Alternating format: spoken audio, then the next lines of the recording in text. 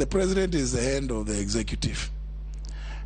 And it is quite, in order for him to use, what has been said by his cabinet secretary, maybe quietly, it is quite open to the president to say it publicly, that he has instructed for this to happen.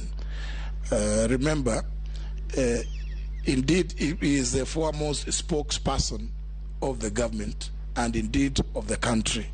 And therefore, I don't see any interference, so to speak, with the functioning of police.